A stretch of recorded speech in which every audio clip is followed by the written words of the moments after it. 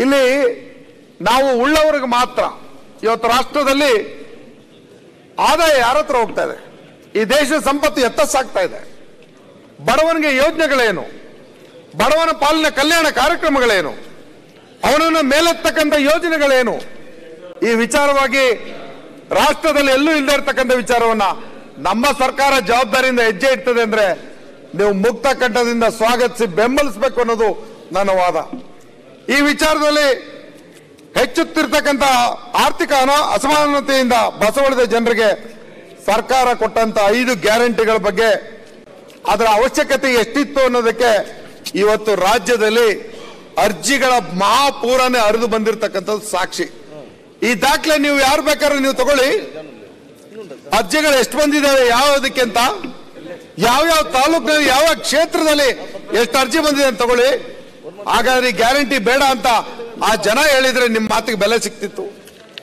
ನನಗೆ ಯಾಕೋ ನೀವು ನಿಮ್ಮ ಜನತೆಗೆ ವಿರುದ್ಧವಾಗಿದ್ದೀರಿ ಅನ್ನೋಂಥ ಭಾಸ ಆಗ್ತಾ ಇದೆ ಇಲ್ಲಿ. ಇನ್ನು ಸಂಪತ್ತು ಕೆಲವೇ ವ್ಯಕ್ತಿಗಳಲ್ಲಿ ಕ್ರೋಢೀಕೃತವಾಗಿತ್ತು. ಇದನ್ನು ಹಂಚತಕ್ಕಂಥ ಕೆಲಸ ತಪ್ಪ ಸನ್ಮಾನ್ಯ ಅಧ್ಯಕ್ಷೆ? ಇವತ್ತು ರಾಷ್ಟ್ರದಲ್ಲಿ ಯಾವ ರಾಜ್ಯದಲ್ಲಿ ಈ ರೀತಿ ಯೋಜನೆಗಳಿದ್ದಾವೋ ಇಲ್ವೋ, ಆದ್ರೆ ನಾವು ಎದೆ ಮುಟ್ಟಿ ಹೇಳ್ತೇವೆ, ಕರ್ನಾಟಕದವರು ಸಂಪತ್ತಿನ ಪಾಲನ್ನ ಸರ್ವರಿಗೂ ಹಂಚತಕ್ಕಂಥ, ಅತ್ಯಂತ ಕಡುಬಡವನನ್ನ ಮಧ್ಯಮ ವರ್ಗದವರನ್ನಾಗಿ ಮಾಡ್ತಕ್ಕಂಥ ಜವಾಬ್ದಾರಿಯಲ್ಲಿ ನಮ್ಮ ಕಾರ್ಯಕ್ರಮಗಳು ಇವತ್ತು ಮುಂದೆ ಬಂದಿವೆ. ಇದನ್ನೇ ಸನ್ಮಾನ್ಯ ರಾಜ್ಯಪಾಲರು ನೆನ್ನೆ ಹೇಳಿದ್ದು. ಇದನ್ನ ಸುಳ್ಳು ಅಂತ ಯಾವ ಮಾತಿನಲ್ಲಿ ಹೇಳ್ತೀರಿ? ಇವತ್ತು ಬಡವನನ್ನ ಅತಿ ಬಡವನನ್ನಾಗಿ ಮಾಡಬೇಕು ಅನ್ನೋದು ನಿಮ್ಮ ಉದ್ದೇಶನ? ಯಾತಕ್ಕಾಗಿ ಈ ಮಾತು ನಿಮ್ಮ ಬಾಯಿಂದ? ಹಲವಾರು ಪತ್ರಿಕೆಗಳಲ್ಲಿ ನೆನ್ನೆ ಇದು ರಾಜ್ಯಪಾಲರ ಭಾಷಣವನ್ನು ಇವತ್ತು ಹೊಗಳು ಬಲ್ತಿದ್ರು. ಹಾಗಾದ್ರೆ ಪತ್ರಿಕೆಗಳಲ್ಲಿ ಬರೆದಿರ್ತಕ್ಕಂಥ ಬರವಣಿಗೆಗಳು ಸುಳ್ಳ? ಅವರ ಸಂಪಾದಕೀಯದಲ್ಲಿ ಮಾತಾಡಿದ್ದಾರೆ. ಅದನ್ನ ಮುಂದೆ ನಾನು ನಿಮ್ಮ ಮುಂದೆ ಇಡ್ತೇನೆ. ಅದರ ಜೊತೆಗೆ ನಮ್ಮಲ್ಲಿ ಇವತ್ತು 5 ಗ್ಯಾರಂಟಿಗಳನ್ನ ಸಮರ್ಪಕವಾಗಿ ಅನುಷ್ಠಾನ ಮಾಡ್ತಿರ್ಬೇಕಾದ್ರೆ ಸಣ್ಣ ಪುಟ್ಟ ವ್ಯತ್ಯಾಸಗಳು, ಆ ಒಂದು ಬ್ಯಾಂಕ್ ವಿಚಾರದಲ್ಲೋ ಅವರ ಆಧಾರ್ ಕಾರ್ಡ್ ವಿಚಾರದಲ್ಲೋ ಜೋಡಣೆ ವಿಚಾರದಲ್ಲೋ ಸಣ್ಣ ಪುಟ್ಟ ತಪ್ಪಾಗಿರೋದನ್ನು ಕೂಡ ಸರಿ ಮಾಡ್ತಾ ಇರ್ತಕ್ಕಂಥದ್ದನ್ನ ನಾವು ನೋಡ್ತಾ ಇದ್ದೀವಿ. ಈ ಒಂದು ಭವಿಷ್ಯದತ್ತ ದೃಷ್ಟಿ ನೆಟ್ಟಿರುವ ಫ್ಯೂಚರಿಸ್ಟಿಕ್ ಸರ್ಕಾರ ಇದು. ಅದರ ಜೊತೆಯಲ್ಲಿ ನೆಮ್ಮದಿಯ ನಾಳೆಗಳನ್ನ ಜನತೆಯ ಪಾಲಿಗೆ ಸಂತೃಪ್ತಿಯಿಂದ ಇರತಕ್ಕಂಥ ರೀತಿಯಲ್ಲಿ ತರುವ ಉದ್ದೇಶನ ಹೊಂದಿರತಕ್ಕಂಥದ್ದು. ಈ ನೀತಿಗಳಲ್ಲಿ ಹೊಸತನವನ್ನ ಅಳವಡಿಸಿಕೊಂಡಿದೆ. ಆರ್ಥಿಕತೆ ಬೆನ್ನೆಲುಬಾಗಿರುವ ಕೃಷಿ, ಕೈಗಾರಿಕೆ ಹಾಗೂ ಸೇವಾ ರಂಗಗಳಲ್ಲಿ ಹೊಸ ಭರವಸೆಗಳನ್ನು ಹುಟ್ಟುಹಾಕಿ ಉದ್ಯೋಗಾವಕಾಶಗಳನ್ನು ಹೆಚ್ಚಿಸಲು ಹಾಗೂ ಜೀವನ ಭದ್ರತೆಯನ್ನು ಕಲ್ಪಿಸಲು ಅಗತ್ಯವಿರುವ ಎಲ್ಲಾ ಕ್ರಮಗಳನ್ನು ಸರ್ಕಾರ ಕೈಗೊಳ್ತಾ ಇದೆ ಅನ್ನೋದನ್ನ ಮುನ್ನುಡಿಯನ್ನ ಬರೆದಿರ್ತಕ್ಕಂಥದ್ದನ್ನ ನೀವು ಗಮನಿಸಬೇಕಾಗಿರ್ತಕ್ಕಂಥದ್ದು. ಈ ಮುನ್ನುಡಿಯನ್ನ ಪ್ರಥಮ ಹೆಜ್ಜೆಯಲ್ಲೇ ನೀವು ಟೀಕೆ ಮಾಡಿದ್ರೆ ಸಾಧನೆಗೆ ಅಡ್ಡಿಪಡಿಸ್ತಾ ಇದ್ದೀರಿ ಅನ್ನೋದು ಜನತೆಗೆ ಭಾಸ ಆಗುತ್ತೆ. ಚುನಾವಣೆ ಮುಂದಿಟ್ಕೊಂಡು ನೀವು ಸುಳ್ಳು ಹೇಳಕ್ ಹೋಗ್ಬೇಡಿ. ಇರ್ಲಿ, ನಿಮ್ಮ ಸುಳ್ಳುಗಳನ್ನ ಜನ ನೋಡಿ ಆಗಿದೆ, ನಮ್ಮ ಭರವಸೆಯ ಜಾರಿಯನ್ನು ಕೂಡ ಜನ ನೋಡಿ ಆಗಿದೆ. ಮುಂದಿನ ದಿನ ಇನ್ನೇನು ಹತ್ರದಲ್ಲೇ ನಾವು ನೀವು ಸಮರಕ್ಕೆ ಸಜ್ಜಾಗ್ತಾ ಇದ್ದೀವಿ, ಅಲ್ಲಿ ನೋಡೋಣ. ತಂತ್ರಜ್ಞಾನದ ಹೊಸ ಹೊಸ ಆವಿಷ್ಕಾರಗಳು ಜೀವನದ ಎಲ್ಲಾ ರಂಗಗಳನ್ನು ವ್ಯಾಪಕವಾಗಿ ಆವರಿಸಿಕೊಳ್ತಾ ಇದೆ. ಹೊಸ ಅವಕಾಶಗಳನ್ನು ಸೃಷ್ಟಿಸುತ್ತಿವೆ. ಈ ಅವಕಾಶಗಳನ್ನ ಬಳಸಿಕೊಂಡು ಉದ್ಯಮಶೀಲತೆಯನ್ನ ರೂಢಿಸಿಕೊಳ್ಳಲು ಮತ್ತು ಉದ್ಯೋಗ ಪಡೆದುಕೊಳ್ಳಲು ನಮ್ಮ ಯುವಜನತೆಯನ್ನು ಸನ್ನದ್ಧಗೊಳಿಸುವುದಕ್ಕಾಗಿ ಹೊಸ ಶಿಕ್ಷಣ ನೀತಿಯನ್ನ ನಾವು ಪ್ರಕಟ ಮಾಡ್ತಿದ್ದೀವಿ. It is not saffronising of the education, it is Indian education equality amongst all. ಆ ಒಂದು ಬದ್ಧತೆ ಇರ್ತಕ್ಕಂಥ, ನಾವು ಯಾವ ಒಂದು ಇತಿಹಾಸವನ್ನು ತಿರುಚುವಂತ ಕೆಲಸವನ್ನು ಮಾಡಲ್ಲ. ಇತಿಹಾಸವನ್ನೂ ತಿಳಿಸ್ತಾ ಭವಿಷ್ಯವನ್ನು ಸೃಷ್ಟಿ ಮಾಡ್ತಕ್ಕಂಥ ಶಿಕ್ಷಣವನ್ನ ಸಮರ್ಪಕವಾಗಿ ನೀಡ್ತಕ್ಕಂಥ ಹೊಸ ಶಿಕ್ಷಣ ನೀತಿಯನ್ನ ನಮ್ಮ ಸರ್ಕಾರ ತರ್ತಿದೀವಿ ಅನ್ನೋಂತ ಘೋಷಣೆಯನ್ನ ಮಾಡಿರ್ತಕ್ಕಂಥದ್ದನ್ನ ನೀವು ಟೀಕೆ ಮಾಡೋದಾದ್ರೆ ನಿಮಗೆ ಈ ಬದ್ಧತೆಯ ವಿಚಾರದಲ್ಲಿ ಪ್ರಶ್ನೆ ಮಾಡಬೇಕಾದಂತ ಸಂದರ್ಭ ಬರ್ತದೆ ಅನ್ನೋದನ್ನು ಹೇಳಲಿಕ್ಕೆ ಬಯಸ್ತೇನೆ.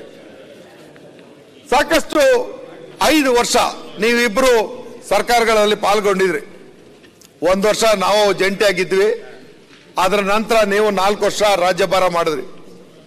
ಇಡೀ ರಾಜ್ಯದಲ್ಲಿ ನಾವೆಲ್ಲರೂ ಮುಕ್ತವಾಗಿ ಯೋಚನೆ ಮಾಡೋಣ.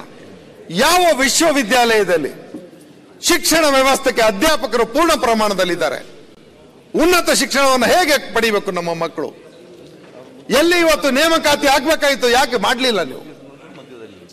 ಅದನ್ನ ಮಾಡಿ ಶಿಕ್ಷಣ ವ್ಯವಸ್ಥೆನ ಸುಸ್ಥಿತಿಗೆ ತರ್ತೀವಿ ಅನ್ನಂತ ಘೋಷಣೆ ಮಾಡಿರ್ತಕ್ಕಂಥದ್ದನ್ನ ನೀವು ಧಿಕ್ಕಾರ ಮಾಡ್ತೀರಾ? ಇದು ನಮ್ಮ ಮುಖ್ಯಮಂತ್ರಿಗಳು, ನಮ್ಮ ಸರ್ಕಾರದ ಬದ್ಧತೆಯನ್ನ ನೀವು ಪ್ರಶ್ನೆ ಮಾಡೋದಾದ್ರೆ ನಮ್ಮ ಮಕ್ಕಳಿಗೆ ಶಿಕ್ಷಣನೇ ಬೇಡ ಅಂತಾರೆ ನಿಮ್ಮ ಮಾತು. 8 ತಿಂಗಳಲ್ಲಿ ನಮ್ಮ ಸರ್ಕಾರ ರಾಷ್ಟ್ರಕವಿ ಕುವೆಂಪು ಅವರ ಆಶಯವಾದ ಸರ್ವ ಜನಾಂಗದ ಶಾಂತಿಯ ತೋಟ, ರಾಜ್ಯದ ಸರ್ವಾಂಗೀಣ ಅಭಿವೃದ್ಧಿಗಳನ್ನ ಸರ್ಕಾರದ ಧ್ಯೇಯ ವಾಕ್ಯಗಳನ್ನಾಗಿ ಇಟ್ಕೊಂಡು ಇವತ್ತು ಮುನ್ನಡೀತಾ ಇದೆ. ಈ ಜವಾಬ್ದಾರಿನಲ್ಲಿ ಈ 2 ಧ್ಯೇಯಗಳನ್ನು ಸಮರ್ಥವಾಗಿ ಅನುಷ್ಠಾನ ಮಾಡಿದೆ ಎಂಬ ಹೆಮ್ಮೆಯನ್ನ ನಿನ್ನೆ ರಾಜ್ಯಪಾಲರು ತಮ್ಮ ಭಾಷಣದಲ್ಲಿ ಉಲ್ಲೇಖ ಮಾಡಿದ್ದಾರೆ. ಈ ಯೋಜನೆಗಳು ಒಂದು ಜಾತಿ ಮತ್ತು ಒಂದು ಪ್ರದೇಶಕ್ಕೆ, ಒಂದು ಧರ್ಮಕ್ಕೆ ಅನ್ವಯವಿದೆ. ನಾಡಿನಲ್ಲಿರ್ತಕ್ಕಂಥ ಎಲ್ಲ ರೀತಿಯ ಅರ್ಹ ಜನರಿಗೆ ಯಾವುದೇ ಮಧ್ಯವರ್ತಿಗಳ ಹಸ್ತಕ್ಷೇಪವಿಲ್ಲದೆ, ಇದನ್ನ ದಯವಿಟ್ಟು ನೋಟ್ ಮಾಡ್ಕೊಳ್ಳಿ. It is DBT, direct benefit transfer, no mediator here. ನಮ್ಮ ಸರ್ಕಾರದಲ್ಲಿ ನೀವಿಟ್ಟಿದ್ದಂತ ಮಧ್ಯವರ್ತಿಗಳಿಗೆ ತಿಲಾಂಜಲಿ ಹೇಳಿ ಸ್ವಂತ ನೇರವಾಗಿ ಜನರಿಗೆ ತಲುಪತಕ್ಕಂತ, ಅವರ ಅಕೌಂಟ್ಗಳಿಗೆ ತಲುಪತಕ್ಕಂತ ನರೇಂದ್ರ ಸ್ವಾಮಿ ಒಂದೇ ನಿಮಿಷ ಸರ್ವ ಜನಾಂಗದ ಶಾಂತಿಯ ತೋಟ ಅಂತ ಹೇಳಿದ್ರಿ. ಅದ್ರ ಬಗ್ಗೆ ಸ್ವಲ್ಪ ಇದ್ರ ಬಗ್ಗೆನೂ ಬೆಳಕು ಚೆಲ್ರಿ. ದಲಿತ ಮಹಿಳೆಗೆ ಬೆಳಗಾಂದಲ್ಲಿ ಏನಾಯ್ತು ಅಂತ ಹೇಳಿ ವ್ಯವಸ್ಥೆಗಳು ಮಾಡಿದ್ರು. ಮಂಡ್ಯದಲ್ಲಿ ಏನಾಯ್ತು ಮಾತಾಡ್ಲಿ, ಅವ್ರಿಗೆ ಅದ್ರ ಬಗ್ಗೆ ಸ್ವಲ್ಪ ಬೆಳಕು ಚೆಲ್ತಾರೆ. ನಿಮ್ಮ ಮಾತ್ರ ಅವಕಾಶ ಇದೆ. DBT ತಂದವ್ರ ಯಾರು ಅದ್ರ ಬಗ್ಗೆ ಹೇಳ್ರಿ. ಸಿ ಪಾಟೀಲ್ ನೆನಪಾಡತ್ತಾರ ನಿಮ್ಗೆ. ನರೇಂದ್ರ ಮೋದಿ ಸರ್ಕಾರ ಅಲ್ಲ, ನೀವು ಕಂಟಿನ್ಯೂ ಮಾಡಿ. ಬೆಲ್ಲದವ್ರೆ ನರೇಂದ್ರ ಸ್ವಾಮಿ ಅವರೇ ಅಲ್ಲ, ಬೆಲ್ಲದವ್ರೆ ಒಂಚೂರು ತಂತ್ರಜ್ಞಾನ ತಂದಿದ್ಯಾರು ರಾಜೀವ್ ಗಾಂಧಿ ಅವರು. ತಂತ್ರಜ್ಞಾನನೇ ಇರಲಿಲ್ಲ ಅಂದ್ರೆ ಆಮೇಲೆ ಅದಕ್ಕೆ ಅದಕ್ಕೆ ತಕ್ಕಂತೆ